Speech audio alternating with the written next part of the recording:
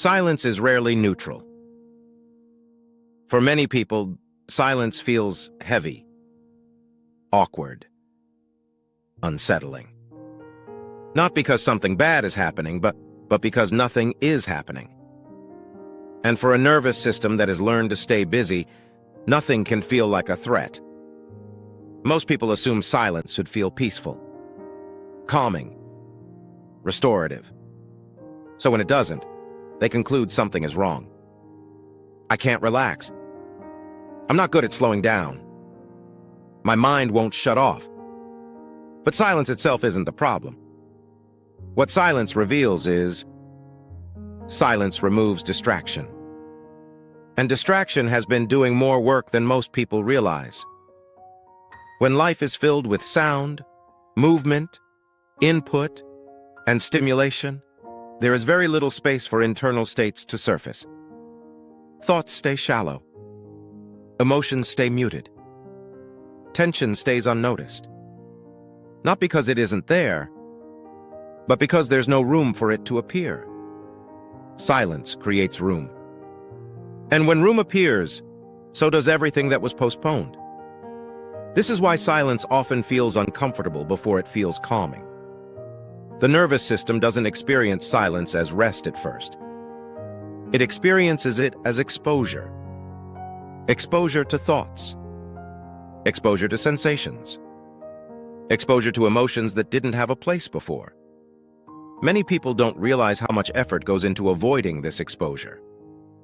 They fill small gaps automatically. Music while walking. Podcasts while driving. Videos while eating. Noise while falling asleep. Not because they love noise. Because quiet feels uncertain. Silence removes the buffer. And without the buffer, the system has to face itself. What often shows up first isn't clarity. It's restlessness. The urge to check something. The impulse to move. A subtle anxiety that says, do something. That urge is not a flaw. It's conditioning. A nervous system trained on constant stimulation interprets stillness as danger. Not consciously. Physiologically. There's no signal saying, you are safe. So the body stays alert. This is why sitting in silence can feel harder than being busy all day. Busyness gives direction. Silence asks for presence. And presence is a skill most people were never taught. Silence also removes identity. When you're busy, you know who you are. You are productive, responsive, useful. In silence, those roles fall away. And without roles, many people feel unanchored. This is especially true for men. Many men were taught to define themselves by action, doing, fixing, producing. So when action stops, meaning feels suspended. Silence asks a quiet question. Who are you when nothing is required of you? That question can feel uncomfortable if you've never sat with it. Another reason silence feels uncomfortable is that it slows time. Without stimulation, time stretches. Moments feel longer. Sensations feel clearer. And with that clarity comes awareness of the body. Tension in the chest. Tightness in the jaw. Restlessness in the legs. These sensations were always there. Silence just made them visible. This visibility is often misinterpreted as a problem. People think, I'm anxious. I'm uncomfortable. I shouldn't feel like this. But discomfort is not the same as danger. It's often just unprocessed experience surfacing.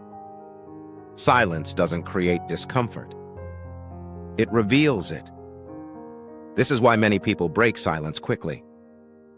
They don't wait long enough for the system to adjust. They leave at the exact moment where regulation could begin. There is a brief phase, when entering silence, where the nervous system resists. This phase is temporary. But if you never stay long enough to pass it, silence will always feel threatening. What happens if you stay? The system begins to settle. Breath slows. Muscles soften. Thoughts lose urgency. Not because you forced relaxation, but because the system realizes nothing bad is happening. This is the difference between stillness and freeze. Freeze is involuntary. Stillness is chosen. Silence initially feels like freeze because the system doesn't trust it yet. With repetition, it becomes stillness. Another reason silence feels uncomfortable is emotional backlog. Emotions that were postponed don't disappear. They wait. And silence gives them space to re-enter awareness. Sadness, longing, grief, frustration. Not all at once. Not dramatically. Often quietly. This is where many people panic and turn back. They think silence is making them worse. But what's happening is that avoidance is ending. Silence isn't the cause. It's the container. The goal is not to force yourself into long periods of silence. And it's not to sit there doing nothing perfectly. Silence doesn't need to be pure. It just needs to exist. A few minutes without input, letting a moment be empty. Not immediately filling every gap. That's enough. Silence doesn't need to be dramatic to be effective. It works through consistency, not intensity. Over time, something changes. Silence stops feeling like absence. It starts feeling like space. Space to notice. Space to feel. Space to respond instead of react. This is where silence becomes supportive instead of threatening. Not because discomfort disappears, but because your capacity to be with it grows. Silence is not an escape from life. It's a way of re-entering it more fully. If silence has felt uncomfortable for you, it doesn't mean you're bad at slowing down.